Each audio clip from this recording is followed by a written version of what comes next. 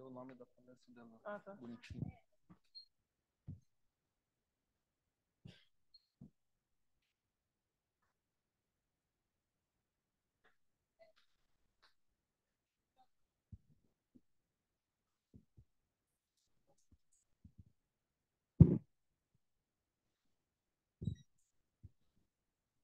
Oi?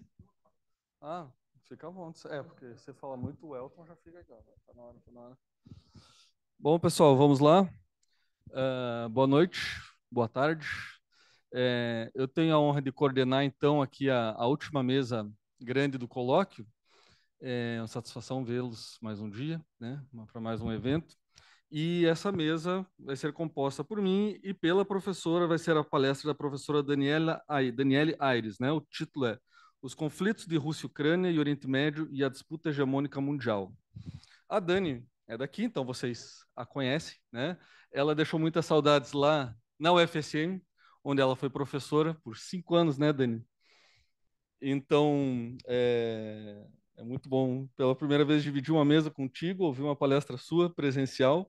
E aqui o Elton me passou o currículo dela, vou falar bem rapidinho aqui. Ela é doutora em Ciência Política pela Unicamp, coordenadora do GPIC, UFSC, Grupo de Pesquisa em Estudos Estratégicos e Política Internacional. É, assim, esse grupo você também tinha, você começou também lá na UFSM, né? É, então. Então, deixou muitas saudades lá, que o pessoal, você foi embora, o pessoal passou anos ainda falando de ti, do teu trabalho lá. Ela é professora do Departamento de Economia e RI aqui da UFSC e do PPGRI, aqui da UFSC, né? Então, além de uma série de artigos conhecidos que ela tem publicado, ela também tem feito, né, aparições recorrentes na grande mídia, e é muito legal ver, né, colegas acadêmicos furando a bolha da academia e falando para o grande público, né? É sempre um desafio, né? Porque você tem que resumir, você tem que ser objetivo, assim, mas é uma satisfação, é um orgulho ser teu colega aqui de academia, assim, né? Então, Dani, por favor, a palavra está contigo. E obrigado por participar, assim, do evento do Sistema Mundo, né? Do grupo de pesquisa do Sistema Mundo. É uma honra para a gente. Boa tarde, então, a todas, a todos e a todes. E primeiro eu queria dizer que são tantas coisas que formam essa fala hoje que tem muito menos a ver com questões intelectuais e acadêmicas, mas mais com questões pessoais. O Bruno falou de Santa Maria, né? O Bruno entrou na minha vaga lá em Santa Maria. O concurso do Bruno foi a vaga que eu deixei para entrar aqui em Santa Catarina. E então fico muito contente e acho que eles ficaram melhor do que estavam quando eu estava lá, Bruno, quando você entrou. E depois, de alguma forma, falar nesse evento com colegas que, para mim, são efetivamente um exemplo de docência e um exemplo de companheirismo na academia, né? Então, primeiro eu queria agradecer o convite do professor Elton, do professor Pedro e do professor Fábio, que tocam esse grupo de Sistema Mundo, que pensa a teoria e pensa essas questões há tanto tempo e que são um dos bastiões mais efetivos do nosso programa de pós-graduação em relações internacionais. E aí eu posso falar isso porque, junto com a minha querida amiga e professora Camila também, que é uma honra dividir esse espaço final com ela, do tempo que a gente passou na coordenação e também pude dividir a coordenação com o professor Elton, é fato que esse é um dos pilares de sustentação do programa. Então, esse programa tem uma característica muito densa nesses estudos. Então, ver um evento como esse, um colóquio como esse, acontecendo já há muitos anos, há muito tempo, significa que é aquilo que se espera da universidade, né? Que ela consiga levar ao longo tempo um tipo de prática de debate e de problematização de um cenário que vá criando um corpo pensante nessa área no país. Então, veja, você traz as alunos de Santa Maria, mas você já vinha antes de estar em Santa Maria e todo mundo que está aqui. Então, isso é muito rico, né? Então, eu agradeço muito esse convite e, para mim, é um imenso prazer em todos esses sentidos, tá? Parabéns mesmo, vocês são brilhantes colegas e eu tenho muito orgulho desse colóquio e de poder participar dele, tá? Outra coisa que eu preciso falar também, eu acho que todos me conhecem aqui, principalmente os alunos do PPGRI, eu não sou uma pesquisadora do Sistema Mundo, nem da área de economia política internacional, eu sou uma pesquisadora da segurança internacional e da defesa. Eu sou a que fala de guerra, né? Apesar da minha formação toda ser em estudos de paz, mas me trouxeram para o Brasil para falar de guerra, né?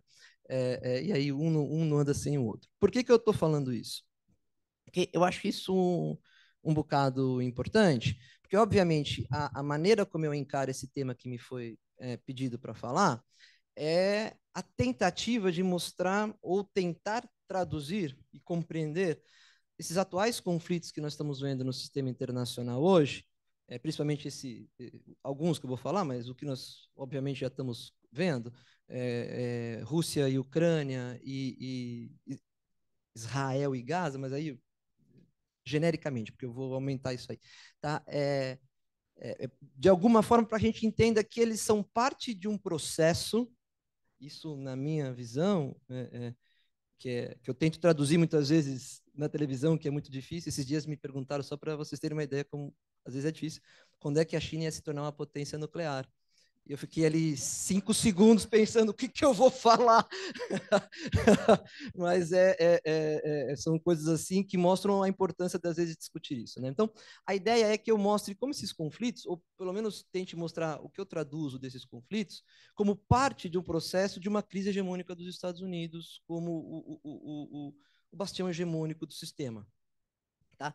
Para mim, esses conflitos são um reflexo, digamos assim, a raspa do tacho da tentativa de sobrevivência de um processo de decadência efetiva dos Estados Unidos nessa ideia de ser um expoente hegemônico. O que não significa que vai decair e vai ser substituído, mas me parece que é um processo bastante conectado a essa ideia, tá? Não são guerras que vêm do nada, tá? Então a ideia é essa mesmo. Então a ideia é pensar numa lógica geopolítica desses conflitos, mostrar a lógica geopolítica desses conflitos, a importância geopolítica desses conflitos e como ela se entende a partir desse processo que a gente pode entender de uma transição hegemônica, que para mim, obviamente, em outros pilares teóricos, está acontecendo numa transição que parte dos Estados Unidos para uma hegemonia chinesa, da qual eu não entendo que a Rússia seja também um desafiante hegemônico. Para mim, a Rússia é parte do processo de construção de uma hegemonia chinesa. E ela estará agregada nesse processo, mas o desafiante hegemônico, que provavelmente será uma hegemonia no futuro, e eu não sei determinar historicamente ou numa linha de tempo esse futuro, me parece ser a China. Então, é nele que os Estados Unidos tenta sobreviver, ao meu ver. Né? Então, vejam, eu falei para vocês que eu vou falar desses dois conflitos, mas eu gostaria de traduzir esses conflitos, tá? E as características desses conflitos para que a gente possa, de alguma forma, pensá-lo nessa lógica geopolítica. Tá? O primeiro conflito é o que já está no quadro aí, que é o conflito da Rússia e Ucrânia. Não vou trazer ainda os mapas. Vocês vão ser mapas, só que eu vou mostrar para vocês, então fiquem tranquilos. Esse conflito de Rússia e Ucrânia, ele é um conflito interessante porque ele recupera um tipo de guerra que a gente estava pensando que não existia mais, que é a guerra de conquista territorial e no centro da Europa. E isso não me parece ser uma questão assim banal. En passant, olha, o Putin realmente quer aquele pedaço porque ele quer a grande Rússia. Não.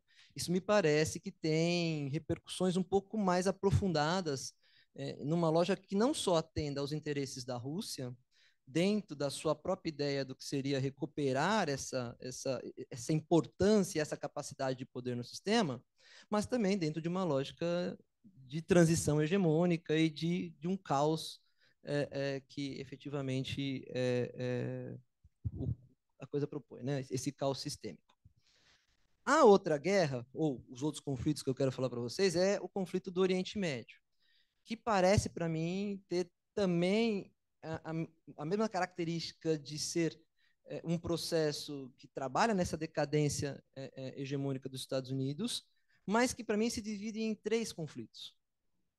E aqui eu acho que a gente tem que entender cada uma dessas dinâmicas, porque cada uma dessas dinâmicas trabalha num sentido pelo qual os Estados Unidos, de alguma forma, está tentando lutar para manter-se ali com algum grau de autonomia, e ele não, talvez não esteja conseguindo. E talvez o espaço onde ele vai realmente decretar a sua incapacidade nos conflitos possa ser o espaço do Oriente Médio, tá? E isso possa ser, não né? Então, quais são esses conflitos que eu entendo no Oriente Médio? O primeiro deles é que hoje nós estamos assistindo e é mais latente, tá? É Israel e Gaza, mas que para mim a gente tem que traduzir como conflito entre Israel e o mundo árabe, tá? Que está materializado na Palestina, em especial em Gaza, obviamente porque tudo que aconteceu no 7 de outubro, mas não só porque antes do 7 de outubro já acontecia uma efetiva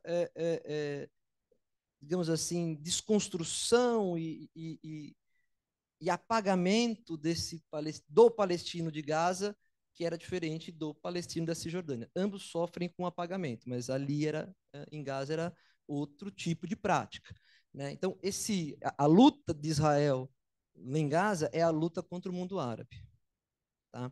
A segunda guerra, para mim, é a luta de Israel contra o Irã, tá? E aqui vale fazer um asterístico, né? É, é a luta de um Irã que é persa, tá? Que não tem essa identidade árabe. Por mais que a gente coloque todo mundo no mesmo balaio, na hora das identidades que vão fazer diferença no exercício do poder, o Irã vai afastar-se daqueles que são ditos mundo árabe. Né? E aqui, para mim, a guerra se materializa na luta no sul de Israel e norte do Líbano, naquela buffer zone que nós estamos vendo as maiores atrocidades acontecerem nos últimos dias, já que a gente acompanha a atrocidade desde 8 de outubro, né? Depois dos ataques do 7 de outubro. E a terceira guerra, que talvez seja a guerra que mais interessa para os Estados Unidos no sentido daquela região e no sentido de manutenção da sua hegemonia, é a guerra que costumeiramente passou-se a chamar de Guerra Fria do Oriente Médio. É a guerra entre a Arábia Saudita e o Irã, pelo controle e o poder e a influência na região do Médio Oriente. Correto? Então, vejam, essas 3 guerras, elas vão meio que se cruzando, a gente não consegue separá-las ali no Médio Oriente. E talvez seja por isso que esse cruzamento seja o grande problema para os Estados Unidos, que faça com que o Oriente Médio seja talvez um atoleiro muito pior do que um possível atoleiro ali na região da Ucrânia e da Rússia, né? Mas então, vamos lá. Essas são as guerras que eu vou tentar traduzir para dizer que, de alguma forma, os Estados Unidos está tentando guerreá-las, seja diretamente, seja por proxy wars, coisas que a gente pode chamar, por apoio a alguns autores, na tentativa de manter a sua hegemonia no único tabuleiro que ele é capaz, ainda hoje, que ele é o expoente, que é o tabuleiro militar. Tá? E aí eu vou explicar um pouco melhor. Então, vejam só. Acho que a primeira ideia que eu gostaria, então, que se guardasse, para que a gente pudesse fazer a leitura dessas guerras, é que, por mais que quando a gente analisa esses conflitos, principalmente aqueles que estão cineticamente mais evidentes, aquele onde os mísseis alcançam, aqueles onde as pessoas morrem e a gente vê os corpos na televisão, na internet, é que a gente acreditava que esse tipo de guerra, o modelo hegemônico dos Estados Unidos tinha erradicado. É a guerra de conquista territorial, ou seja, o modelo que nasce depois da última grande guerra de conquista territorial, que é a Segunda Guerra Mundial, aquilo que vem depois como solução coloca taxativamente que isso não é mais possível. Não há mais que se ter ambições de conquista territorial. E então, muito interessante que, quando se percebe que, de alguma forma, há uma tentativa de desafio do modelo hegemônico por outro ator, que o que primeiro que se recupera quando se fala em guerra é o mais tradicional da guerra. É a guerra de conquista territorial. É aquela que a gente vai não só eliminar o outro, como tomar posse do espaço do outro para que agora eu controle aquele espaço, né? E isso me parece que é relevante porque, para mim, ele mostra duas ideias, né? A guerra de conquista territorial, essa guerra cinética direta, com utilização de materiais bélicos tradicionais, essa guerra que estão chamando de guerra tradicional, o que se costumeiramente falou na televisão quando o Irã atacou, de guerra total, uma confusão conceitual tremenda, mas que em 10 minutos tu não consegue explicar. Essa é a guerra que, para mim, ela desnuda dois pontos que são relevantes para pensar esse tema que o colóquio se propôs quando se olha para essas guerras. O primeiro deles, eu acho que nós já estamos tratando um pouco, mas eu quero aprofundar. Veja só, essas guerras são a tentativa, para mim, clara, dos Estados Unidos, da hegemonia americana, resistir à sua decadência e substituição. Tá?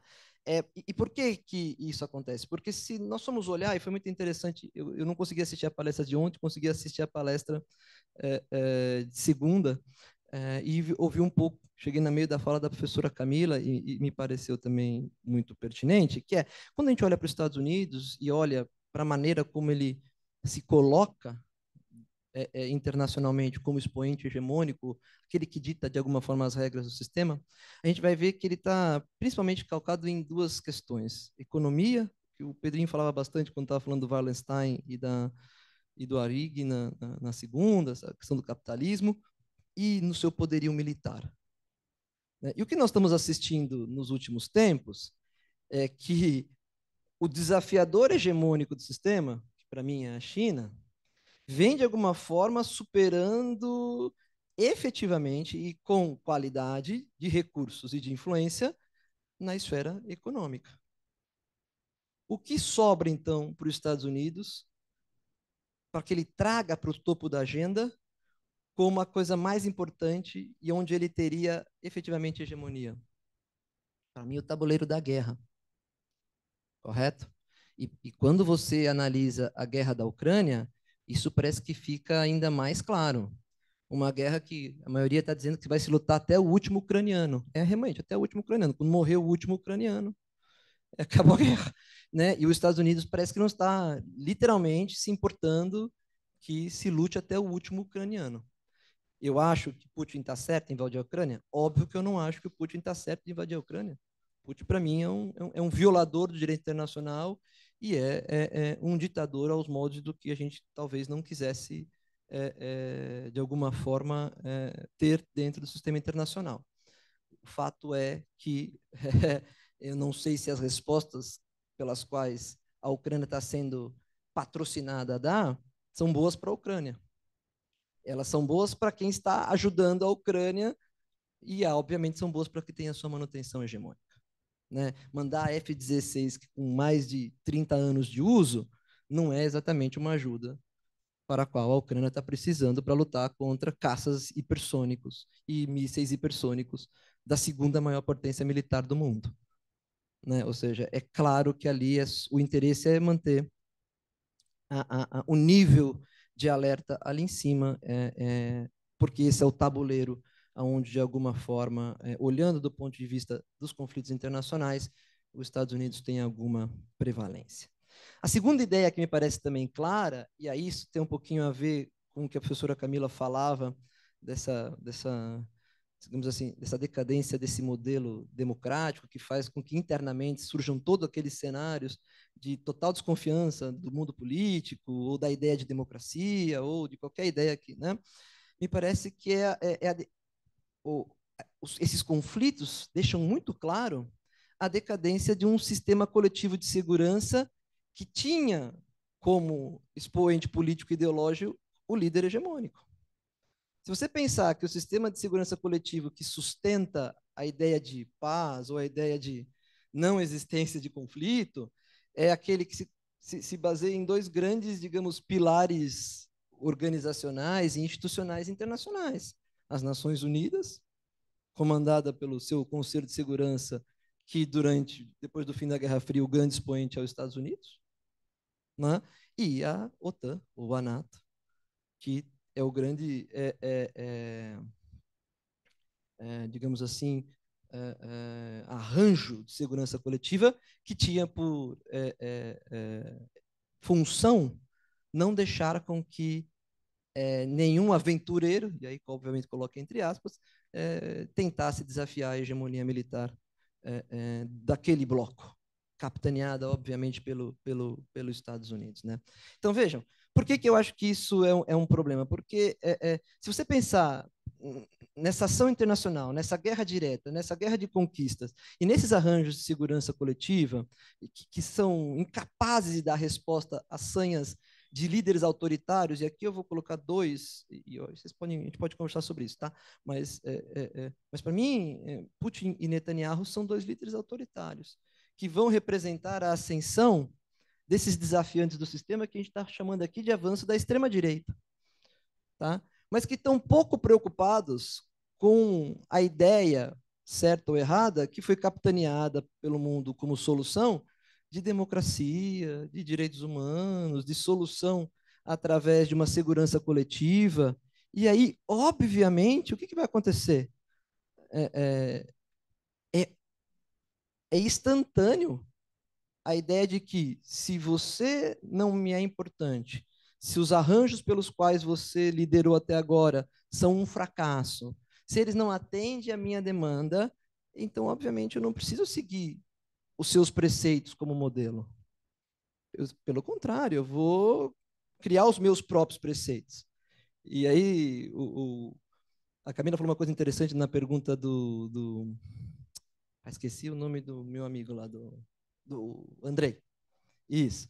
Que falava sobre. Eu falava assim, pô, quando a gente vê aquele documentário sobre a indústria americana, e falava assim, pô, parece que a indústria americana então é o bastião. Se eu comparar com a China, porque você não está afim.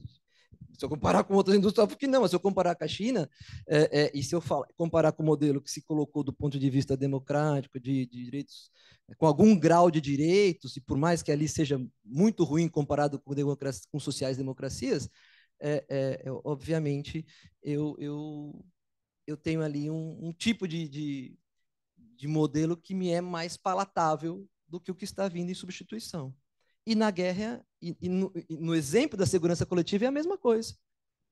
Ou seja, eu estou pouco me importando com uma segurança coletiva. Eu estou pouco me importando se nós temos um arranjo institucional para evitar que se tenha controle de armas nucleares. Eu estou pouco me importando se nós vamos ter que fazer um acordo internacional de governança cibernética para que ninguém possa fazer ataque cibernético de fake news e manipular a eleição ou derrubar sistemas. Isso, para mim, não é mais antiético, criminoso, nada.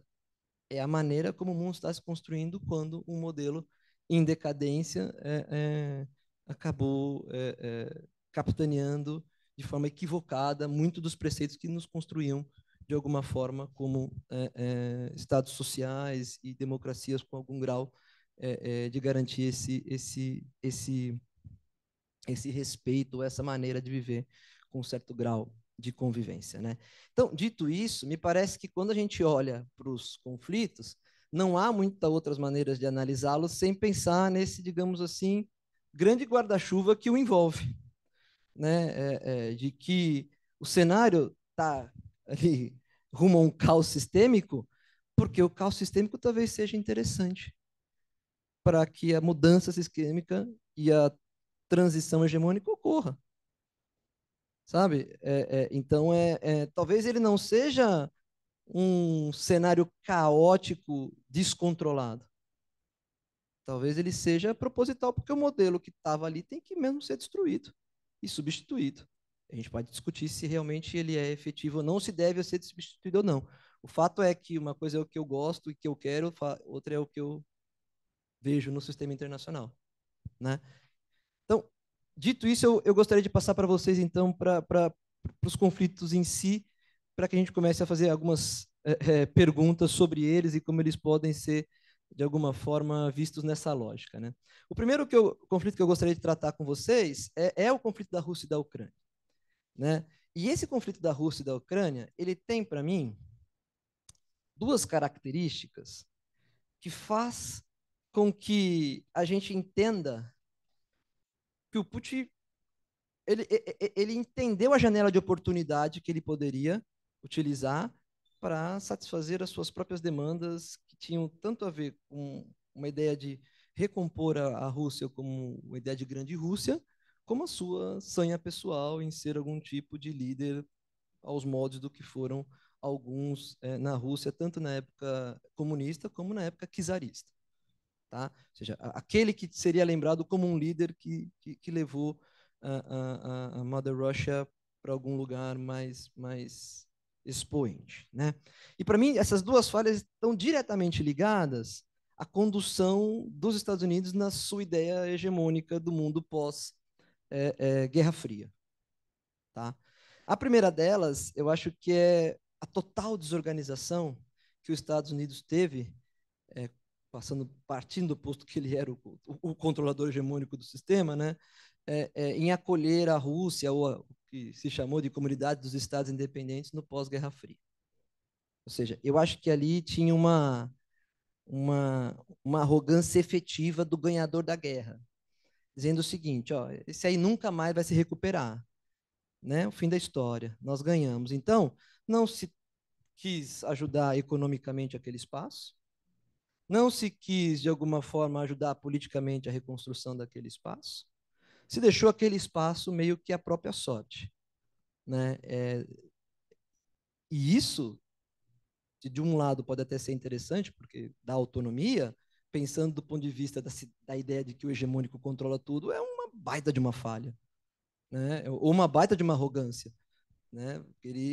Achando que ele poderia, de qualquer forma, acabou, né? Agora sou eu que controlo tudo. E vocês vejam como é interessante. Vocês, há uma semana atrás, 2 semanas atrás, eu estava lá em Brasília falando sobre geopolítica da cibersegurança. E eu puxei um slide, se eu não me engano, eu já não me lembro a agência que era. Era uma agência norte-americana que fala de cibersegurança e tal, que falava sobre o grau de penetração da internet em vários lugares dos continentes. E aí, quando eles falavam da Rússia, eles colocavam Comunidade dos Estados Independentes. O slide é de 2024, tá? Setembro de 2024. Eles não falam mais Rússia. Eles não usam mais o nome Rússia. Mas eles podem querer falar o que eles quiserem, né? A Rússia está lá, vencendo, conquistando todo dia um território a mais na Ucrânia e desestabilizando a Ucrânia e desestabilizando a geopolítica, talvez, do centro do mundo ocidental, aí, do qual eu concordo com o Sr. Camilo, nós não fazemos parte, mas que é, obviamente, o ponto central da ideia de hegemonia dos Estados Unidos, né? O outro erro tem a ver com o que eu conversava com o professor Elton um pouquinho antes da palestra, que me parece que é, execraram o Mearsheimer do mundo depois que ele falou o óbvio, né? É que o grande, talvez, problema dessa guerra da Ucrânia acontecer como ela acontece e a incapacidade dos países da OTAN, liderados e capitaneados pelos Estados Unidos, não conseguirem responder, são dois, né? Mas um em especial. Porque quando acaba a Guerra Fria, e supostamente você tem um vencedor, a ideia é que, obviamente, não existe mais o inimigo, correto? Mas os Estados Unidos não abandonam essa ideia. porque o tabuleiro militar para ele é muito importante. Então, o que, que ele faz? Ele continua considerando a região, a Rússia como inimiga, entendeu? E principalmente depois do 11 de setembro, toda essa dimensionalidade vira ação. Como é que ela vira ação? Ela vira ação principalmente tentando levar a OTAN cada vez mais próximo da fronteira da Rússia e tentando levar economicamente a União Europeia cada vez mais próxima para a fronteira da Rússia. Correto? Ou seja, é, são duas falhas que me parecem centrais numa ideia de um país que tem pretensões hegemônicas e que, obviamente, esquece de conversar com o resto do planeta e acaba se colocando numa enrascada do ponto de vista da sua própria relação com a hegemonia, sem pensar nas consequências. Né? Vocês vejam que é para mim, nesse sentido, que a invasão da Ucrânia se constrói. E não no sentido de a grande Rússia, identidade russa dos ucranianos que vivem na Ucrânia. Tudo isso existe, óbvio. Isso é só janela de oportunidade para eu dizer o seguinte, ó, põe um míssil na Polônia para você ver o que vai acontecer. Né? Hoje, se vocês pensarem o seguinte, tecnologia de mísseis hipersônicos. Os Estados Unidos, Israel e China não têm tecnologia de mísseis hipersônicos como tem a Rússia. Tá? A Rússia é expoente em tecnologia de mísseis hipersônicos, que voam a não sei quanto da velocidade da luz. Um míssil hipersônico que é lançado de Stalingrado ali, né? Como é que é o nome agora da cidade? Onde foi a Copa do Mundo, onde o Brasil jogou lá, esqueci o nome agora. Como é que é? São Petersburgo, isso. Demora 2 minutos e 15 a 2 minutos e 40 para chegar em Londres. Tá? Que pode ser comissionado como ogiva nuclear. Então é isso aí. Se o maluquinho do Putin quiser atacar o centro da Europa, é só usar um míssil hipersônico. Contando com o fato que os mísseis hipersônicos têm uma dificuldade imensa de ser abatidos por qualquer tipo de escudo, domo, essa coisa toda. Porque eles viajam em outro tipo de órbita, né? Não em mísseis balísticos. Entendeu? Então, vejam, quando você faz uma aproximação aos modos que fez o bloco europeu capitaneado pelos Estados Unidos, você automaticamente chama a guerra. A pergunta que eu faço, eu acho que a gente tem que responder, é se você chama a guerra porque você é ingênuo e chamou a guerra, ou se você queria a guerra mesmo. A minha resposta é porque eu queria a guerra. A guerra me é conveniente para aqueles trabalhadores do cinturão do ferrugem passar a ter trabalho. A guerra me é conveniente porque eu sou controlador também. Posso não ter míssil hipersônico, mas tenho outros tipos de armamento que são relevantes e que podem me manter como um hegemônico e por aí vai. Né? Então, vejam, essa para mim parece ser o grande cenário. E aí eu queria mostrar para vocês alguns mapas que talvez traduzam isso de forma mais efetiva. Esse aqui é o mapa, e depois eu entro na ideia do Oriente Médio. Tá? Esse aqui é um mapa que eu trouxe para a gente ver o tamanho da Rússia. Né? Eu acho que tem hora que eu tenho quase certeza que o pessoal dos Estados Unidos fugiu da escola e fugiu da aula de geografia, né? Porque achar mesmo que dá para fazer o que estão fazendo com a Rússia, apoiando a Ucrânia é isso aqui, ó, tá vendo? Esse rosinha aqui, Rússia, né? Ucrânia, né? Que assim é quase dizer para a Rússia, ó, o seu destino geográfico é isso aí mesmo, é ser destruído, né?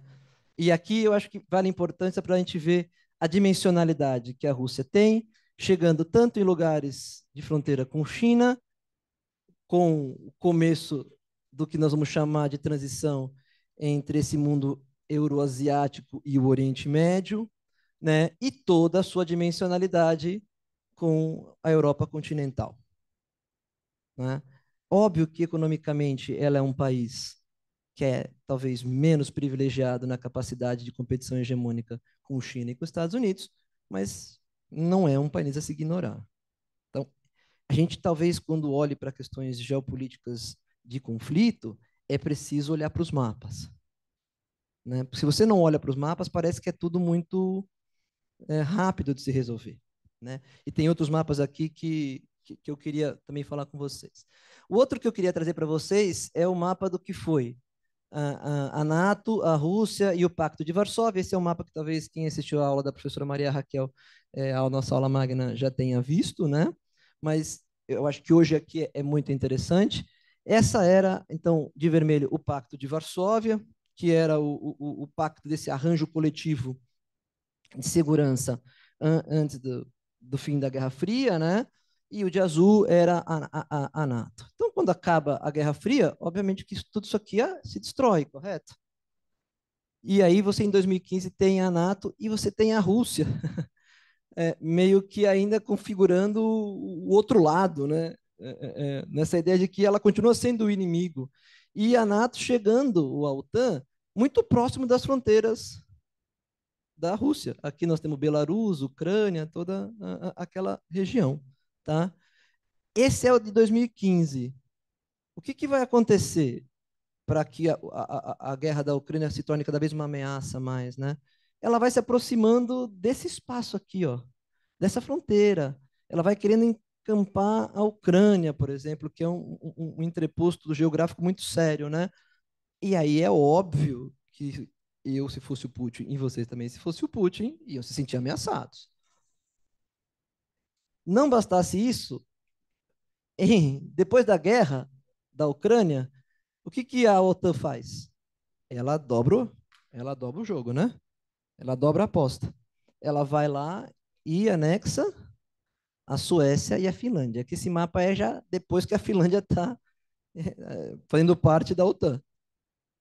Ou seja, aí, olha o tamanho da fronteira da Rússia com a OTAN. Toda essa parte aqui, ó. Bielorrússia, Ucrânia. Esse aqui é a buffer zone daquele espaço. É óbvio que eles vão lutar ali. É óbvio que essa situação vai ser ali que vai acontecer a disputa.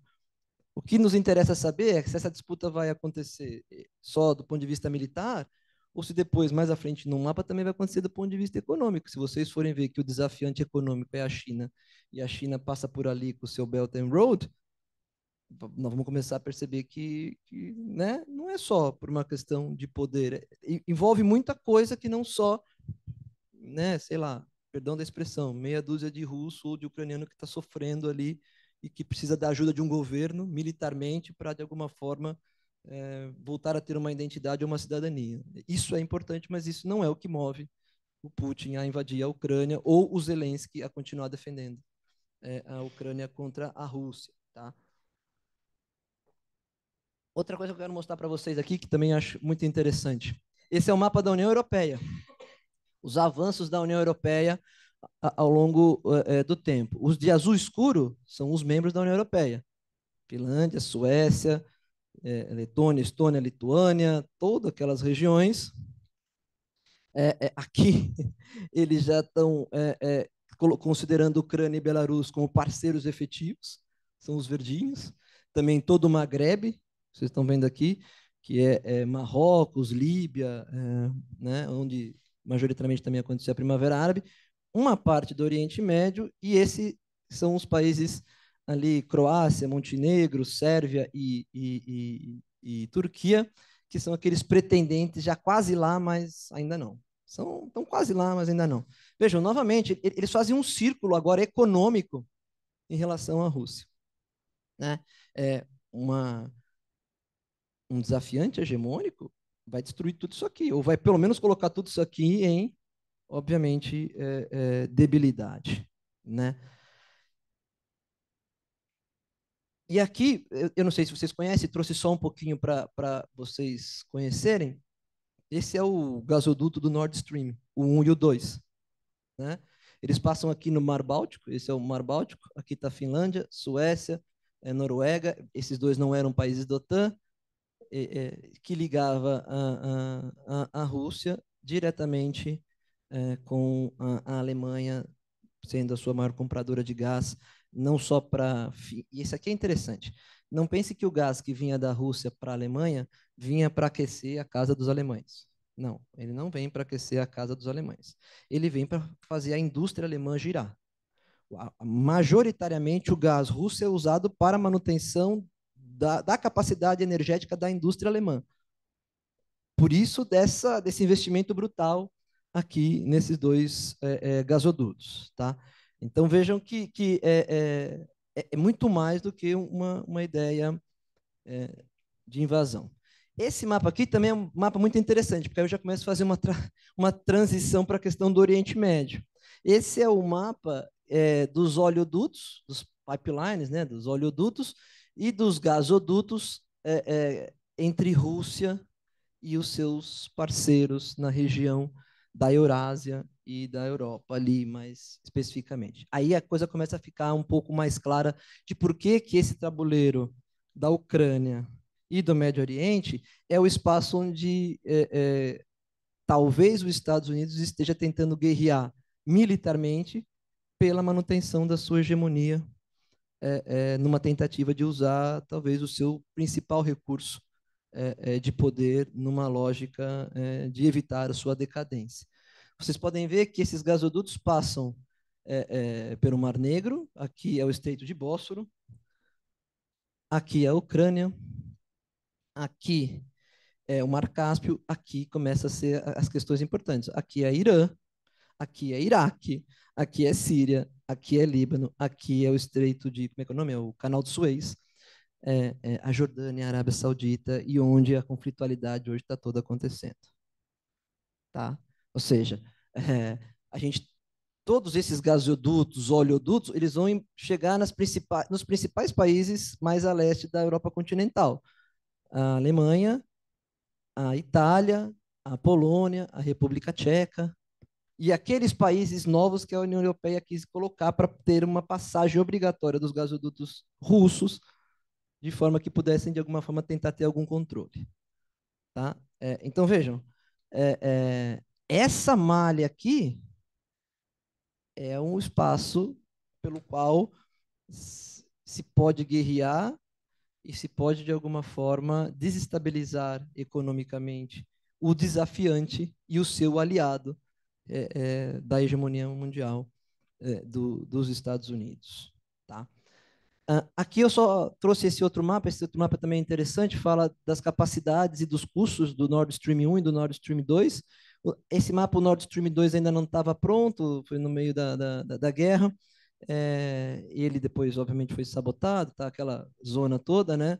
Ele custou 11 bilhões de dólares, ele tem uma extensão de 1.230 quilômetros, 200 mil dutos, tá? Ele passa por aqui, e ele tem essa capacidade de metros cúbicos por dia, né? Olha lá, 55 bilhões de transporte desse gás. Né? Então, vejam, quando a gente olha para isso, fica difícil dizer que, sei lá, a Rússia invadiu a Ucrânia porque, sei lá, tinha uns russos na Ucrânia e tal. Toma uma dimensão muito interessante. Há uma janela de oportunidade que, para mim, surge de um momento de crise econômica dos Estados Unidos que emerge a partir de 2008 e vai se agravando. Há uma segunda janela de oportunidade, essa criada pela Rússia, ao meu ver, que é a janela política, que é a manipulação das percepções da população norte-americana para além daquilo que já estava em alteração a partir das mídias digitais, e aí se elege um Donald Trump, que vai fazer o seguinte, ó, isso aqui não me interessa, eu quero virar para dentro dos Estados Unidos, então eu não vou pôr dinheiro aqui, luta aí, conquista a Ucrânia. Não é à toa que o Trump fala assim, ó, se eu for eleito, no dia seguinte acabou a guerra da Ucrânia. Acabou mesmo. Ele vai dizer, ó, conquista a Ucrânia aí, pode conquistar. Os Estados Unidos vai dar mais um tostão para a Ucrânia. Né? E a briga dele vai ser em outro sentido. Né? Então, vejam, é um cenário que, para mim, principalmente os democratas e principalmente estão vendo também como a última salvação da sua lavoura também, num sentido hegemônico dos Estados Unidos. Vou acelerar aqui, eu não sei quanto tempo já deu, mas me deixa passar muito. queria entrar no conflito do Oriente Médio, e aqui parece que também tem uma questão importante. Se lá na Rússia e na Ucrânia o conflito é por uma tentativa de hegemonia, principalmente militar e controladora de um espaço vital de sobrevivência, até então da hegemonia dos Estados Unidos, no Oriente Médio parece que o grande desafio é evitar que o desafiador hegemônico passe a ser o parceiro essencial das principais potências energéticas do mundo, daqueles que têm a maior quantidade de petróleo no mundo. Então, como é que você faz isso? Se você não tem economicamente recurso para competir com essa potência, se você tem práticas de um longo tempo de influência que criaram inimigos e amigos, você desestabiliza o espaço. E desestabiliza o espaço, favorecendo com que essas confluências já tradicionais ali dentro comecem a ocorrer. Como é que, para mim, é um marco temporal dessa desestabilização? O marco temporal, para mim, dessa desestabilização são a Primavera Árabe. Óbvio, fazendo um marco temporal no século XXI, né? Eu posso esticar o marco temporal para o século XX, mas trazendo um marco temporal para o século XXI, a Primavera Árabe é uma tentativa de começar a desestabilizar aquele espaço, tentando repor não é a ideia, né? Levar para aquele espaço os preceitos de identidade desse hegemônico, essa ideia de democracia, essa ideia de forma que ele pudesse não só destabilizar, mas criar ali uma clivagem tão grande ao ponto de não ser capaz de se aglutinar em outro modelo, em outro tipo de liderança, né? E aí, obviamente, se você fizer esse corte histórico, você vai começar a perceber que é dali para frente que começa todas as guerras. Você tira o Muammar Gaddafi na Líbia, depois você vai para a Síria e toda a repercussão na Síria, depois você vai ver que quem ganha a guerra na Síria é a Rússia, a pedido dos Estados Unidos. Quem vence o Estado Islâmico é a Rússia, não é os Estados Unidos. Vence lá com bomba de fósforo, vence lá com bomba nuclear tática e ninguém falou nada disso, né? Mas estava lá e obviamente empodera o esqueci o nome do atual presidente lá, está na minha língua, mas não, perdão, e o Assad, obrigado, o Assad, isso, né? Então vejam, e aí começa a meio que cair em dominó, né? E aí eu queria que nessa lógica a gente conseguisse, de alguma forma, entender os três conflitos também, que eu determinei, e depois entender qual é a lógica deles nessa manutenção. Acho que o de Israel e Palestina talvez o conflito mais latente no que diz respeito a como os Estados Unidos precisou colocar um ator dentro daquele espaço, a partir do início efetivo do seu processo hegemônico no pós-Segunda Guerra, para ser um influente denominador na região, politicamente e economicamente. Então, para mim, a guerra entre Israel e Gaza, ou Israel e mundo árabe, na verdade, a ideia de manutenção hegemônica dos Estados Unidos a partir de um ator internamente controlador daquela região. Ou seja, que ele vai automaticamente aliar-se a Israel, vai financiar Israel, e nós vamos ver os dados de financiamento que ele faz a Israel, militarmente falando, e vai dar a Israel uma potencialidade de ser o desestabilizador daquela região quando ele quiser e também, obviamente, ditar muitas regras a partir dessa relação entre o que era ser judeu e da necessidade do seu Estado judeu e do mundo árabe. Então, é um colonialismo travestido de boas intenções, mas de boas intenções o inferno está cheio. Então, obviamente, um processo que é muito paradoxal, muito interessante, mas era os Estados Unidos lutando pelo fim do colonialismo após a Segunda Guerra Mundial, mas colonizando um espaço que lhe interessava em outras perspectivas. Então, essa para mim é o papel dessa guerra com os árabes. Por isso que pouco se importa efetivamente na criação de dois estados. fica-se naquela retórica, vai se criar 2 estados, mas nunca se cria e nunca teve na agenda, né? O segundo conflito e aqui é interessante, tá? Então, só falando uma ideia ainda do primeiro. Se você automaticamente apoia um lado, você joga todo o restante na mão do seu oponente, correto? Então, o mundo árabe hoje ele é muito mais próximo do desafiante hegemônico da China do que dos Estados Unidos.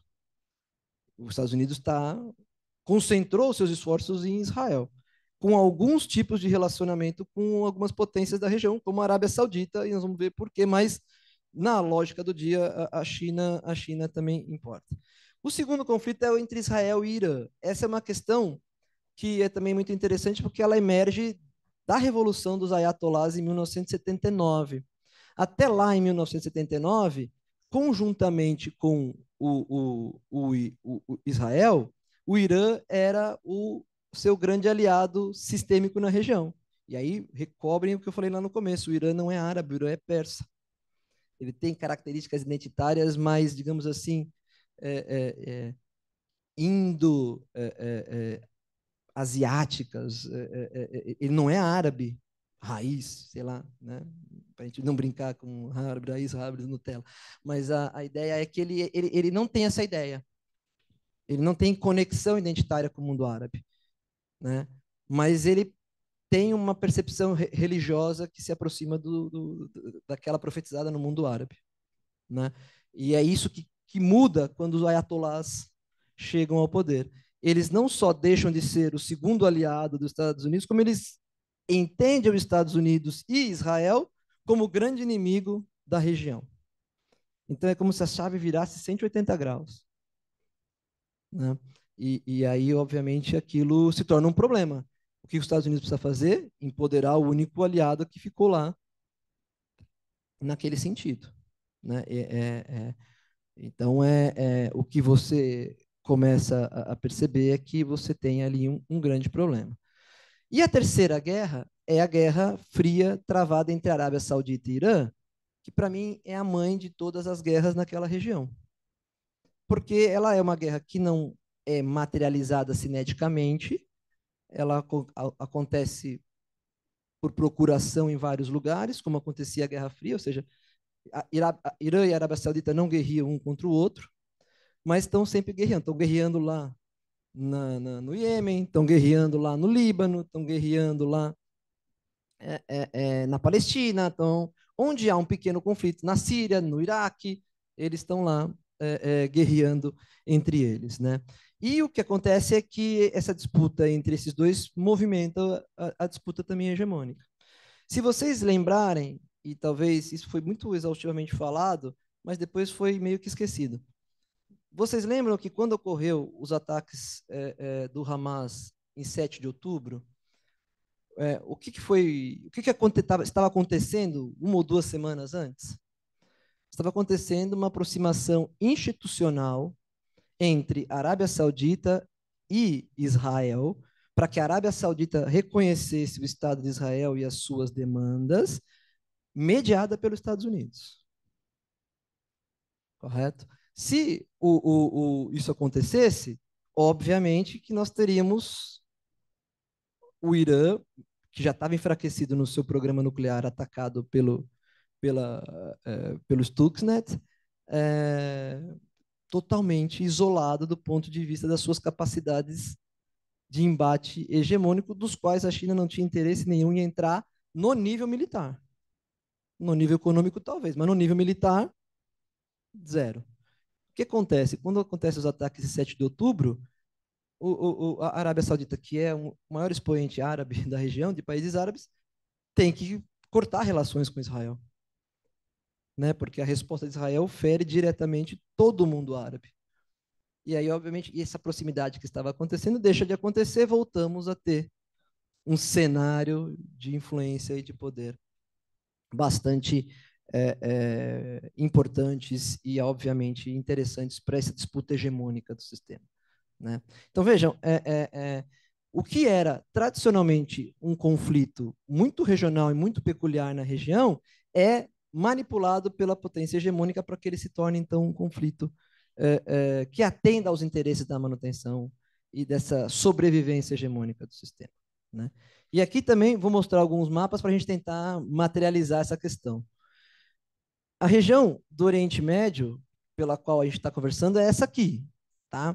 Ou seja, Irã, Iraque, Síria, Líbano, Israel, Gaza e Cisjordânia, Egito, Jordânia, Arábia Saudita, Iêmen, Omã, Catar e Emirados Árabes Unidos. Correto? A Rússia está aqui em cima, a Ucrânia está aqui, vocês podem ver que está Turquia nessa região, e aqui começam talvez também um dos maiores problemas dos Estados Unidos, Afeganistão, não tanto o Paquistão, mas o Afeganistão e tudo o que aconteceu depois de 2001 e depois de 2003 com a invasão do Iraque, né? É por esse espaço que aqui no Canal de Suez que passam a maioria dos transportes marítimos logísticos do mundo. É por aqui também e pelo Golfo Pérsico que a China pretende fazer o seu comércio marítimo, né? E é obviamente aqui que nós estamos vendo a convulsão acontecer. Outra questão importante aqui que eu achei que valia a pena a gente trazer é essa divisão entre sunitas e xiitas ao longo do Oriente Médio, tá? Porque em algum momento esses conflitos são sempre traduzidos como uma briga religiosa entre sunitas e xiitas, que brigam tanto internamente dentro dos estados como brigam entre eles fora, né? Mas de fato o que você vai ver é que isso é muito mais uma retórica do que necessariamente uma percepção real, mas é uma percepção que é plausível de ser usada nessa lógica dos interesses dessa manutenção hegemônica, né? Então vocês vejam, a parte amarela são os majoritariamente xiitas, né? Então aqui é onde ficam os Houthis no Iêmen, tá? Uma parte do Líbano, principalmente a parte do Líbano que faz fronteira com com Israel, aquela que faz toda a parte da Síria e um pedacinho aqui do que pode ser o Kurdistão e essas coisas. Todo o Irã, xiita, majoritariamente xiita, todo o Kuwait, todo o Bahrein, todo o Catar, uma parte do Emirados Árabes Unidos e depois a região para cá. E todo o resto, majoritariamente, é sunita, né? E se a gente começar, então, a pensar aqui, ó, óbvio, Israel aqui de ascendência judaica, majoritariamente são os judeus que vivem em Israel, mas os muçulmanos que vivem em Israel têm identidade sunita, né? E esse mapa me parece interessante, né? Porque eles, de alguma forma, também mostram como serão feitas alianças dentro desse espaço se for feito um conflito. Não é à toa, por exemplo, que o Irã patrocina o Hezbollah aqui dentro. O Hezbollah é um grupo xiita, dentro de um estado que é bastante diversificado do ponto de vista religioso, tá? E que tem os xiitas em menor número, mas que são o braço do Irã. Aqui, era difícil o Irã entrar na Jordânia, que é sunita. Ele tem que entrar. Por que ele vai para o Líbano? Porque lá ele tem sunitas, né? E esse conflito, que é um conflito meramente de quem herdou de quem a religião, e obviamente respeitando essa ideia, mas ele é manipulado por causa da questão política, né? Aqui, esse aqui também é uma coisa que começa a ter sentido para nós, junto com o outro mapa que eu mostrei para vocês. Esses são os mapas dos oleodutos e dos gasodutos agora no Oriente Médio, né? Que mostram para nós também como essa região é importante para a disputa hegemônica e como, obviamente, desestabilizá-la para ter controle tem algum interesse por parte do hegemônico, né? Vocês vejam que os verdes são os oleodutos, os vermelhos são os gasodutos. Majoritariamente, para onde correm todos os oleodutos? Para cá, para o Golfo Pérsico. Quem controla o Golfo Pérsico? O Irã. Quem é a maior marinha do Oriente Médio? O Irã. Quem efetivamente terá que fazer esse controle aqui para sair do Golfo Pérsico, chegar no Mar Arábico, subir pelo Mar Vermelho e passar pelo Mediterrâneo, caso seja necessário. Ou seja, para sair daqui é o Irã.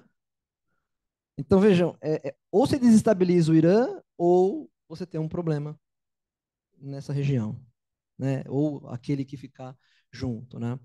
Aqui é a mesma coisa, são os gasodutos, principalmente no Egito. E aqui em cima a questão mais interessante, como eles correm para a Turquia e aqui para cima para a Rússia através da Ucrânia, tá? Ou seja,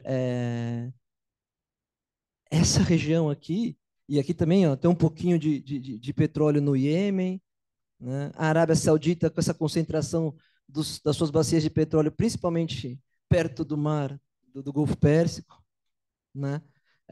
Isso mostra para nós, quando a gente olha, e essa não é informação de qualquer lugar, é informação dos Estados Unidos, né? Então, ou seja, quando a gente olha para isso, a gente começa a entender que essa briga não é uma briga que está preocupada com o palestino, não é uma briga que está preocupada com os libaneses.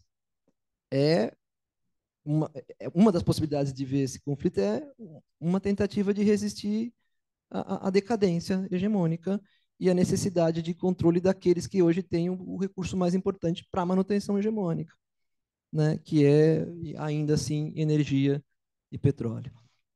Aqui são outros dados. É quando se despendeu militarmente no Médio Oriente e no norte da África em 2023. Vocês vejam que em bilhões de dólares, quem mais despendeu dinheiro militarmente foi a Arábia Saudita, 75,81 bilhões. Depois a Israel, depois o Catar, depois o Kuwait, depois o Omã, depois a Jordânia e o Irã está aqui embaixo.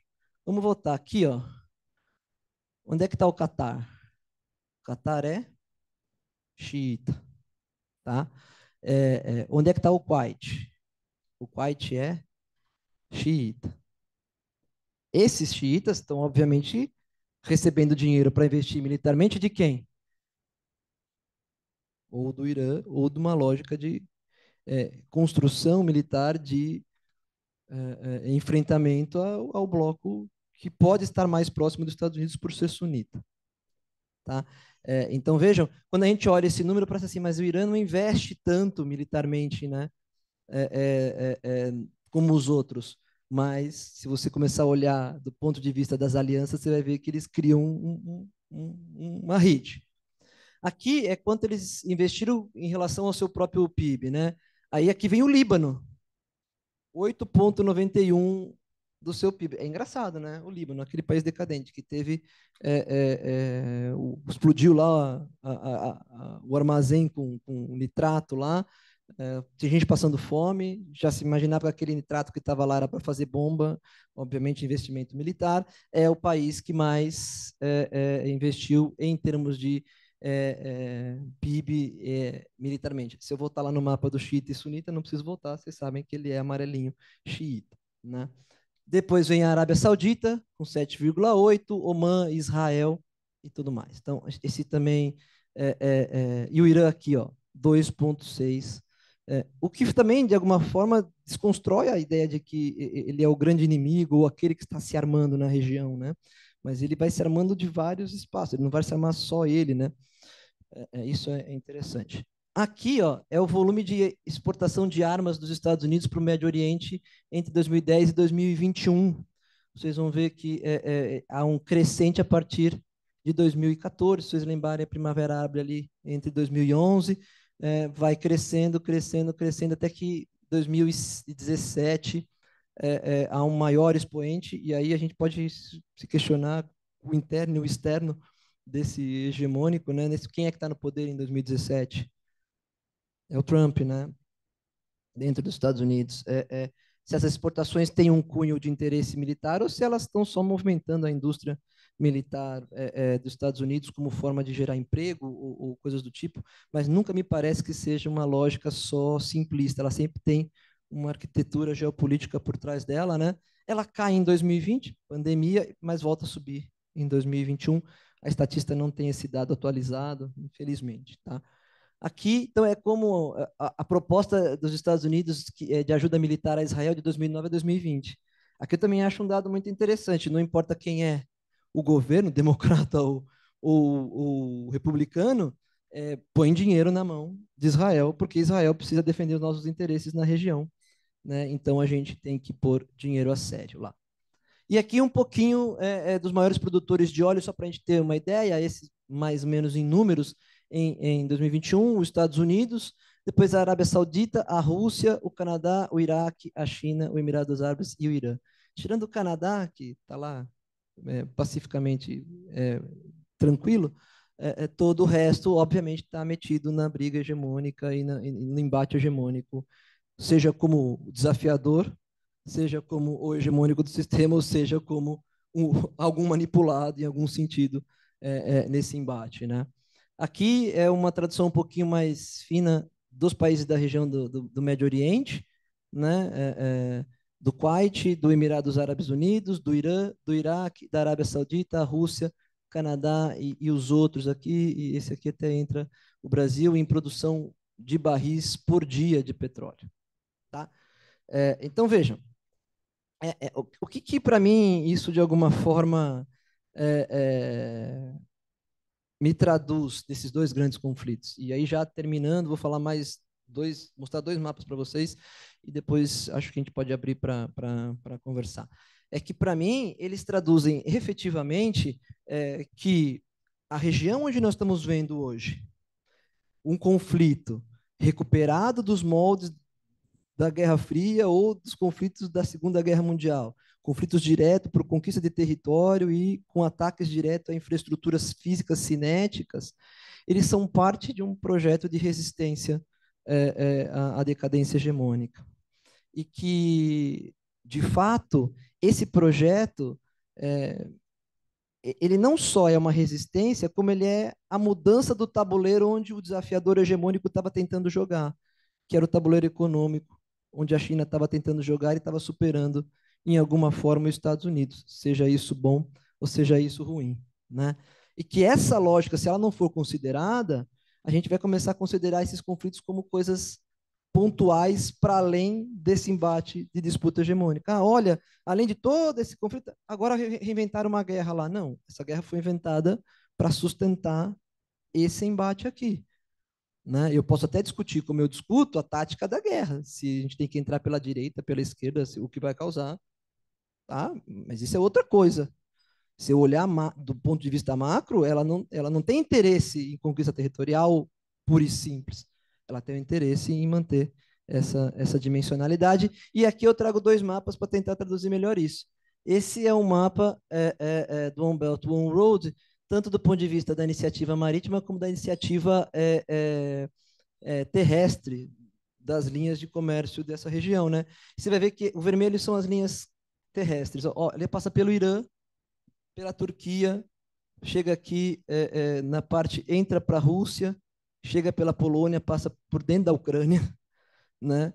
E do ponto de vista marítimo, passa por toda a região do mar aqui da China e dessa região do mar da Austrália ali, entra por aqui pela África e vem subindo pelo Canal de Suez e entra pelo Mediterrâneo, diretamente ligada à Arábia Saudita, Omã, Catar, Irã, Egito, Israel. Ou seja, se ali era a alternativa do desafiante construir-se como recurso e poderoso e conseguir consolidar-se como desafiante, é ali que eu vou desestabilizar do ponto de vista militar. Né? E me parece cada vez mais claro isso. Essa aqui também fica um pouquinho mais claro, são as rotas marítimas e as rotas também terrestres. Tá? Então, para concluir, que eu já falei demais né, não... Qual que me parece que são as consequências, para além dessa ideia do embate hegemônico, desses conflitos? É porque se eles tivessem só consequências do ponto de vista de quem seria a disputa hegemônica, eu acho que eles têm mais consequências. Eles têm consequências econômicas sérias do ponto de vista da energia e das matérias-primas. A gente vai ter cada vez mais um aumento dos preços desses produtos e, obviamente, a vida encarece, empobrece países como nós, freando o nosso desenvolvimento e nos submetendo a uma das duas lógicas, ou estamos de um lado ou estamos de outro. Né? Nós temos problemas de efetivamente saúde alimentar. Eu acho que a gente não coloca isso, o mundo não coloca isso como importante, mas o Brasil coloca. E acho que principalmente o evento da Ucrânia com a Rússia deixa claro que isso não é um problema, isso não é uma questão, mas deveria ser. E você, se aqueles países que são supostamente não centrais para nós estiverem passando fome, não importa se a manutenção hegemônica estiver garantida ou a disputa hegemônica estiver garantida, né? Então, e a gente está criando, obviamente, também uma crise imensa de refugiados que já vai ser criada pelas próprias alterações climáticas e pelas suas consequências. E agora nós estamos criando uma outra crise que não é pela necessidade ou pela ideia de deslocamento, porque eu acho que as pessoas são livres para se deslocar em qualquer lugar do planeta. O problema é que o que eu acho importa pouco. Importa o que os estados fazem, né? E o que diz, por exemplo, o secretário-geral lá da União Europeia, que a União Europeia é um jardim maravilhoso e o resto é uma selva, e que ele não pode deixar o pessoal da selva entrar no jardim maravilhoso da União Europeia, né? Então, veja, eu desestabilizo a selva e depois fecho o portão do jardim maravilhoso, né? Obviamente, mantenho a hegemonia. Do ponto de vista, talvez, dessa disputa hegemônica, é interessante. Você, talvez, como consequência, aumentar a ideia crescente desse multilateralismo, dessa multipolaridade. O que nós estamos vendo ali agora na cúpula dos BRICS, né? Ou seja, você sai de um BRICS de 5, depois vira de 9, agora sei lá quantos vão ser, e o que isso vai se tornar. Mas, obviamente, ela é um arranjo que vai ser importante para determinar não mais só economicamente o que o mundo é, mas também militarmente, também não nos esqueçamos que talvez uma das soluções ao conflito da Ucrânia vai sair dali, né? E isso possa ter algum tipo de interesse. Eu acho que, no fundo, era um pouquinho isso que eu queria falar. Eu acho que a tendência é que a gente tenha cada vez mais desestabilizações em termos de conflito no mundo, para que essa batalha hegemônica seja travada em diversas partes do globo. Essa seria o que nós poderíamos traduzir como uma nova guerra de proporções mundiais, né? E não aquilo que talvez tentem comparar com o que foi a Segunda e a Primeira Guerra Mundial. E aí, só dando um pitaco, talvez o próximo grande conflito seja ali no Mar do Sul da China, né? Não em Taiwan, não, em Filipinas, tá? Para a disputa do Mar do Sul da China, com os Estados Unidos financiando a Filipinas e a China tentando fazer com que a Filipinas não ganhe proporção militar, para que não se crie um problema para ela, principalmente em Taiwan e nos seus aliados ali na região. Agradeço, fico aberto a perguntas e desculpa se eu falei demais, eu tenho esse péssimo vício.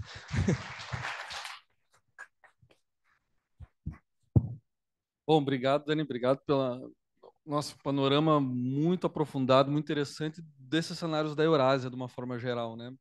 Eu passaria para perguntas, só que antes eu gostaria de fazer duas. Eu fui anotando aqui várias coisas, mas eu vou ser bem objetivo para passar para a plateia.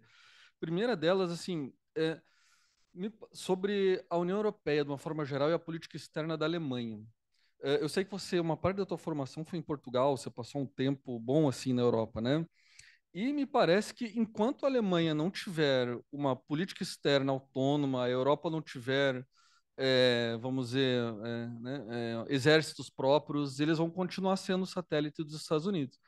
E me parece que é muito contraprodutivo, e a Angela Merkel, que, né, a gente lembra como uma grande estadista, uma primeira-ministra da Alemanha, chanceler por quase 2 décadas, se não me engano, até a Angela Merkel, que era uma burocrata, né, sem graça, assim, né, uma pessoa normal, né, nada populista e tudo mais, nem ela conseguiu, assim, garantir uma autonomia da Alemanha e da União Europeia para lidar de uma forma autônoma com a Rússia. Então, poxa, se as tuas indústrias, como você bem falou, se a tua industrialização depende, tua indústria depende do gás, da energia vinda da Rússia, como que não foi possível construir ali, né, uma série de mecanismos para evitar o avanço da OTAN, né?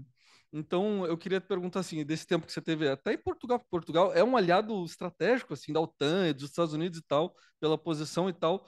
Como que os europeus, de uma forma geral, percebem a OTAN, sabe? Se eles continuam percebendo a OTAN como uma ferramenta de proteção, um guarda-chuva contra inimigos externos, ou se só os grupos de esquerda, né? Porque você vê né, políticos da Irlanda e tal denunciando e tal, porque a Irlanda é a periferia do centro, né? A Irlanda foi uma colônia. Hã? E Portugal também, né? Então, se no centro do centro ali, né, França, Alemanha, principalmente, eles não percebem que a OTAN está levando eles para um caminho meio sem volta, né, contraprodutivo. E aí uma segunda pergunta, para ser bem breve, é sobre essas guerras, que é uma provocação, né? As guerras que você falou que estariam sendo induzidas pelos Estados Unidos com uma hegemonia em declínio que está se debatendo porque resta a ela o poder militar. Mas se a China, né, e aí eu acho que a visão de política externa do Trump é muito mais aguçada do que dos democratas. Se a China é grande, né? Hã? Então, e se a China é o grande desafio, seria realmente interessante para os americanos fomentar essa série de revoluções coloridas e guerras nas bordas da Rússia, sabe? E pro Trump, não, o Trump percebe isso e fala, não, comigo teria, como você falou, né? A guerra teria acabado, né? Enfim, essas são as minhas duas colocações, eu teria várias outras para fazer, mas eu vou deixar para a plateia. Alguém gostaria de se manifestar? Mariana.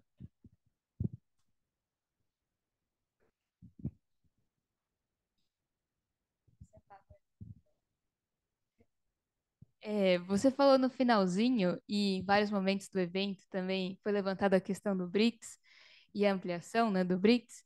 E aí, pensando nisso e numa parte da sua fala, você falou que de uma nova Guerra Fria que está se desenhando ali na região do Oriente Médio, que se estabelece entre Irã e Arábia Saudita. E aí eu queria saber qual que é a sua leitura da participação desses dois países no BRIC Plus agora, né?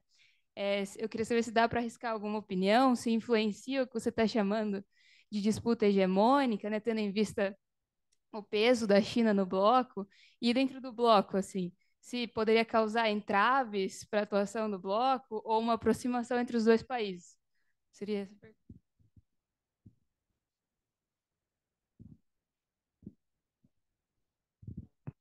Boa tarde, professora. Obrigada pela sua fala. A apresentação foi ótima. Gostei muito dos mapas que a senhora apresentou. Gosto muito de ter essa visão realmente dos conflitos, né? Onde estão os recursos, onde está entrando o capital, onde tem as bases militares, enfim. Muito legal. A minha pergunta é mais objetiva, assim. A senhora falou um pouco sobre como que a política externa dos Estados Unidos mudaria sobre a liderança do Trump agora, né? Eu gostaria de saber um pouco mais sobre isso, sobre como que ele está pautando agora na reeleição o conflito com a China, se ele realmente se inclina a ser ah, mais ativo contra a China, né? E quais seriam essas medidas mais ativas? Se é realmente algo em voga mais belicista, se é algo mais pro acordo, sobre quais países ele está pensando em dialogar, caso ele venha a ser eleito, né, no caso. Mais ou menos a pergunta nessa questão. Alguém mais gostaria de perguntar?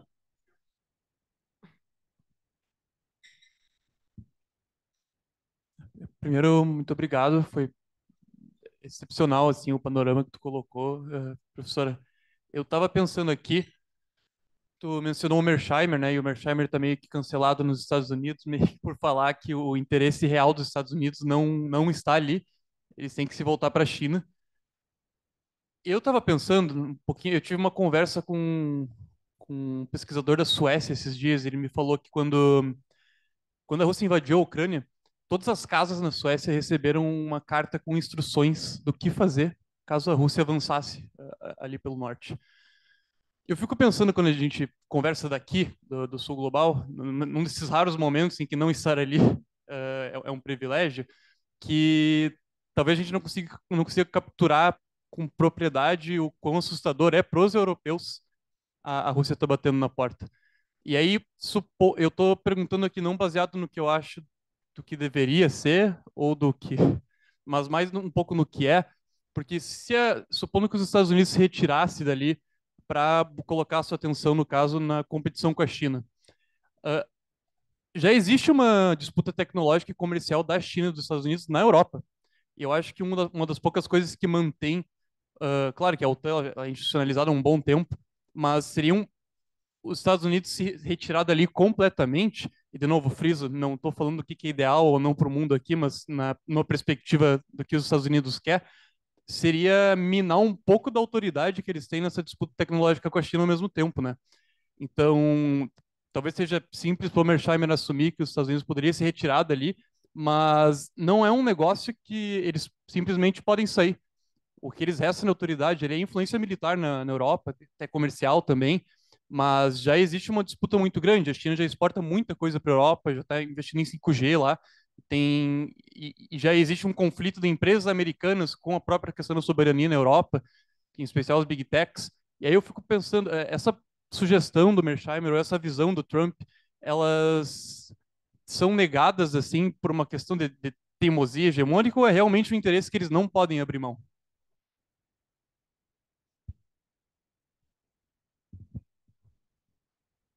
Alguém mais, pessoal?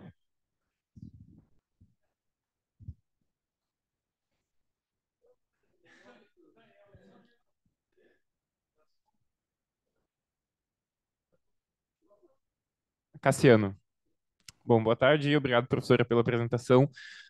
A minha questão é bem direta, é mais no sentido de qual a posição do Brasil, ainda no conflito Ucrânia e Rússia, agora que vai assumir a presidência dos BRICS, e a senhora mencionou que a resolução desse conflito pode vir a sair desse grupo de países, e a minha questão é essa, né? Agora, com esse maior protagonismo do Brasil nesse grupo, qual que seria ainda a posição do Brasil, visto que essas tentativas do Lula não foram muito bem sucedidas, né? De tentar ali estabelecer alguns acordos de paz, enfim. Minha questão é essa. Obrigado.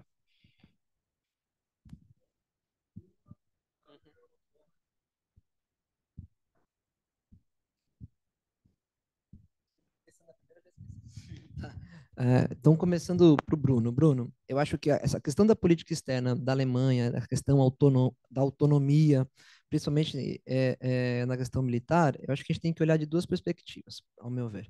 A primeira, a dificuldade efetiva da Alemanha lidar com a França na União Europeia. Tá? A França é um controlador efetivo da condução da União Europeia em qualquer sentido, do qual Alemanha, Itália, Espanha, que são países com alguma proeminência econômica, têm dificuldades imensas de dialogar. Né? Então, nesse sentido, eu acho que quando se tentou fazer algum tipo de autonomia, quando se tentou pensar em algum tipo de investimento, isso foi sempre barrado, principalmente pela França. Se você pensar que dos 100% do recurso agrícola da União Europeia, 45% vai só para os produtores agrícolas franceses e o resto é dividido entre todo mundo, você começa a ter dimensão da influência da França nas decisões. Né? E a França tem pouco interesse em investir militarmente. Mas tem um momento histórico que isso muda. E, para nossa desgraça, o momento histórico que isso muda é quando o Trump diz, ó, vocês precisam começar a contribuir, vocês não contribuem. Só os Estados Unidos põem dinheiro aí na OTAN, vocês estão achando que... Porque a Europa meio que se acomodou, sabe? Aí, acho que foi também a sua segunda pergunta, como eles percebem a OTAN. A Europa se acomodou a ser o jardim bonito. Né? Então, o jardim bonito, lá fora na selva, o pessoal investe dinheiro para proteger a gente e nós estamos aqui. É um lugar bem legal de se viver na Europa, mas se preocupou pouquíssimo com segurança, se preocupou pouquíssimo com investimento. E quando apareceu o problema, achou que os Estados Unidos ia automaticamente ajudar. O problema e vai ajudar. O problema é quem vai estar no poder. Se tiver um Trump no poder, não vai ser a ajuda que eles estão esperando. Então não é à toa que desde a guerra da Ucrânia os orçamentos militares na Europa cresceram exponencialmente. Aí até e veja, cresceu porque a França também quis crescer. Se a França não quisesse, não cresceria, né? Então eu acho que o grande, por pior que seja, eu acho que o Trump meio que faz a Europa acordar antes da guerra da Ucrânia, tá? Dizendo o seguinte: ou vocês pagam ou esquecem que dinheiro americano não vai mais para aí. em certa parte faz algum sentido se você olhar para como a OTAN era constituída do ponto de vista de recursos, né? Os Estados Unidos tinham interesse em por mais recursos, mesmo que não fosse institucionalmente sua obrigação, porque obviamente aí controlava também a demanda daquela região, né? Então isso é interessante. Agora, como é que os europeus veem a OTAN? É interessante. Enquanto não existia conflito, a OTAN era um problema, porque nós não queremos conflito, nós não queremos arranjos coletivos de segurança, né? Os países majoritariamente de esquerda, por exemplo, em Portugal, o bloco de esquerda é contra a OTAN, eles querem sair da OTAN, né? Mas eu fico pensando algumas horas como é que Portugal vai se proteger saindo da OTAN, né? Com parcos recursos e agora com esse cenário militarmente ameaçador. Porque aí a gente tem que entender outra coisa. O grande medo da Europa, quando olha para a Rússia, um pouco o que você disse, que já tentando responder, não é a Rússia entrar pela Europa dentro. Acho que isso a Maria Raquel falou na fala dela, depois a gente ficou debatendo. O grande medo é que dentro da Europa surjam, digamos assim, aventureiros que queiram fazer igual à Rússia. Ah, olha, eu acho que eu sou a Polônia e tem um pedacinho, sabe, sou a Alemanha e tem um pedacinho da Polônia que é meu. Ah, eu acho que eu sou aqui a República Tcheca e eu acho que a Eslováquia tem que voltar para mim. E aí, obviamente, você cria uma desestabilização no espaço que sempre foi desestabilizado, né? Então, obviamente, isso lido numa ideia hegemônica, geopolítica desse embate, é uma questão bastante efetiva, né? E eu acho que é nesse sentido, aí só completando, que já que eu falei da tua pergunta, né? É nesse sentido um pouco que também o Mearsheimer olha, né? Porque o Mearsheimer é um realista, ele está nem aí para a economia, né? Ele está para a sobrevivência do Estado, então ele está só preocupado em quem você tem que combater efetivamente. Você tem que combater efetivamente para garantir a sua sobrevivência a China. E por isso que eu acho que é uma visão limitadora, uma teoria realista, mas obviamente é assim que ele lê, né? Então ele não se preocupa tanto com a questão econômica, é como se a questão econômica tivesse muito resolvida, porque nós somos o hegemônico. O problema é que a coisa hoje é muito mais complexa do que foi em algum momento do passado, né? Então, se por um lado ele está certo em relação à OTAN, por outro ele parece estar ultrapassado em relação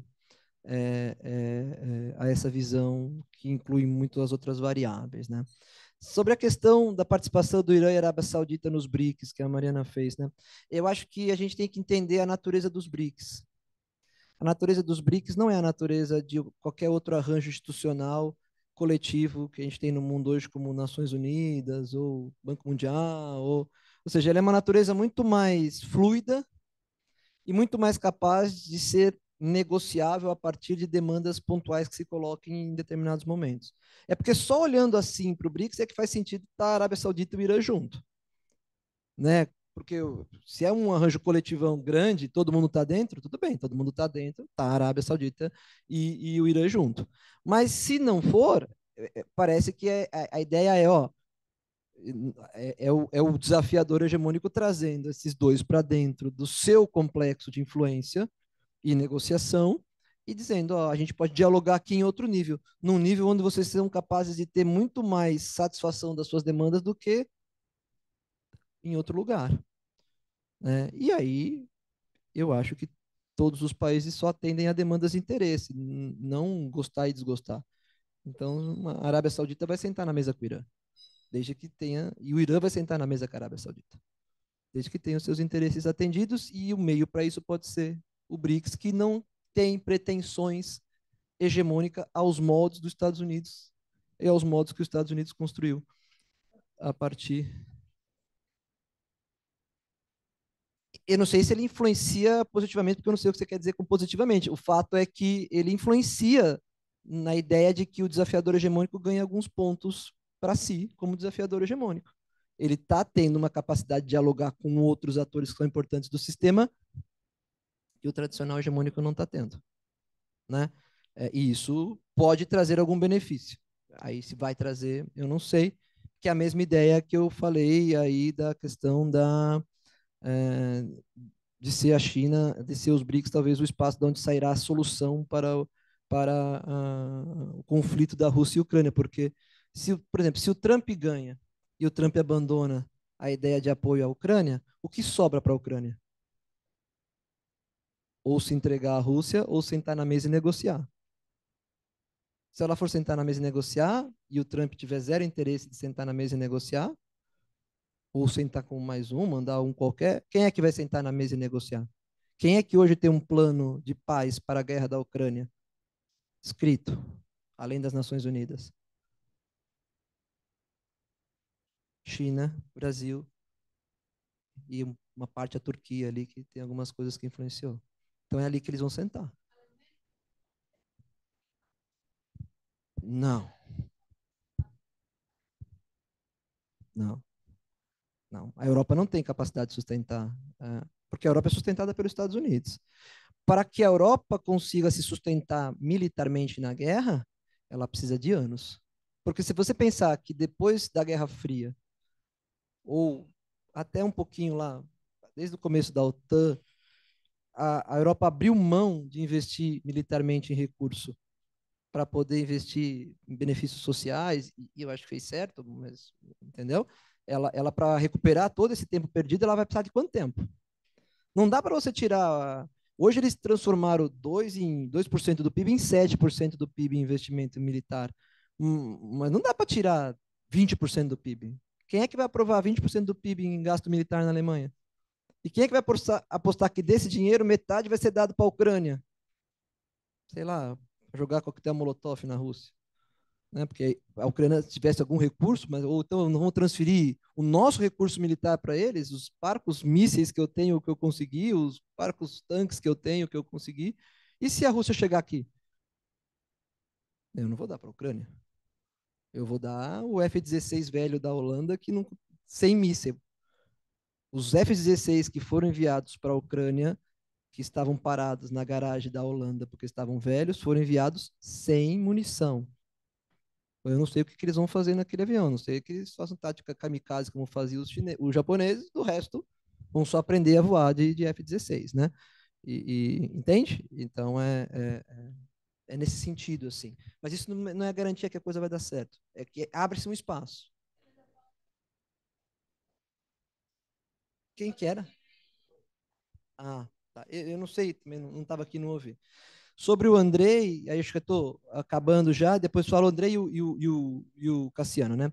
Sobre o Andrei, a política externa, se ela mudaria na liderança do Trump, seria mais ativo contra a China, eu acho que esse é o nosso grande medo, assim, do ponto de vista do Trump, porque eu acho que o Trump vai virar para dentro. Eu acho que a fala que a professora Camila fez mostra um pouco disso do ponto de vista interno, o que a gente poderia traduzir do ponto de vista externo. O que ele tentou fazer no primeiro mandato, que só não deu para fazer porque meteu uma pandemia no meio. Se não tivesse metido uma pandemia no meio, ele tinha consolidado. Ou seja, é protecionismo, é voltar-se para dentro e é dizer, ó, isso não me interessa, querem se matar e se matem. Entendeu? Eu vou continuar ajudando Israel, Israel para mim tem um interesse até econômico e também de algum ponto de vista identitário, mas o resto dos conflitos eu vou me virar mais para dentro e do ponto de vista econômico vou fazer protecionismo e proteger a minha indústria contra a China. Né? Se você vai na Europa hoje, é muito interessante. A gente teve agora em Portugal no meio do ano. Né? Cara, 60% da frota parece que é elétrica. Ou pode não ser, mas você olha, você acha que é, porque só tem carro elétrico, cara. Só tem carro elétrico. Pergunta se tem um carro elétrico chinês. Nenhum. Não entra. O imposto do carro elétrico chinês na Europa é 27, 28%. O Tesla entra com 2% de imposto. Essa é a briga. Essa é a briga que o Trump quer. Essa é a briga que é mais barata para a Europa, para os Estados Unidos, né? Ele pode financiar aquela melhoria que a professora Camila falava que ele tem identidade ou que essa classe média vê nele como identidade, né? Então, nessa perspectiva, seria essa mudança que eu enxergo hoje nessa política externa, que por causa das pretensões tradicionais dos democratas podem não ser as mesmas atitudes, né? E no caso do Cassiano, qual a posição do Brasil no conflito da Ucrânia e da Rússia, que ele vai liderar, eu acho que ele é um pouco ser o promotor desse processo aí que eu estava falando para a Mariana. Qual que é o grande problema? Ah, mas o pessoal não gostou muito da proposta do Brasil. Não é que o pessoal não gostou da proposta do Brasil, é que é mais um processo de diminuição da capacidade do hegemônico no sistema, correto? Então, se os Estados Unidos não é capaz mais de dizer como é que o conflito vai se resolver, se ele não é mais capaz de influenciar os beligerantes, se ele não é mais capaz de influenciar a grande organização que produz a solução, ele não pode apoiar a alternativa a esse processo, porque seria decretar a sua própria falência, né? Então ele tem que dizer, ó, isso aí não vai funcionar, você... quando o Lula fala, olha, o Zelensky foi inapto em alguns momentos, eu acho que a frase é mal construída, mas a ideia não. Tá? A ideia não, porque eu acho que para ser líder de um país como a Ucrânia, que é o grande tampão geográfico entre a Rússia e a Europa Ocidental, ou você é muito hábil, ou você pode cair em armadilhas como o Zelensky caiu. E que agora é muito difícil de sair, porque agora você vai abandonar, agora você vai ter que lutar até o último ucraniano, não tem jeito. Né? Mas o fato é que quando ele diz isso, é na busca de uma maneira não muito peculiar, mas não muito boa de se falar, mas de dizer que é preciso sentar na mesa e aceitar que vai perder alguma coisa. E que também a Rússia vai perder, mas a Rússia está já consciente dessa perda, né? De recuar ou fazer alguns recuos, né? Então o Brasil pode ter esse papel. Agora, esse papel não vai ser rechaçado porque é o Brasil que está na liderança dos BRICS. Ele vai ser rechaçado porque é os BRICS que vão estar na liderança do processo. Pode estar lá o Brasil, pode estar lá a África do Sul, pode estar lá a Rússia. A Rússia não pode estar lá, né? Porque é parte beligerante, mas digo, pode estar lá a China, e que a crítica virão do mesmo modo como se eles tivessem negligenciando as atrocidades, e aí eu acho que atrocidades e violações que a Rússia cometeu na Ucrânia. Não acho que eles estão negligenciando, mas a Rússia faz parte desse grupo, então é meio complexo. É um debate bastante complexo. Acho que é isso, Bruno. Obrigado.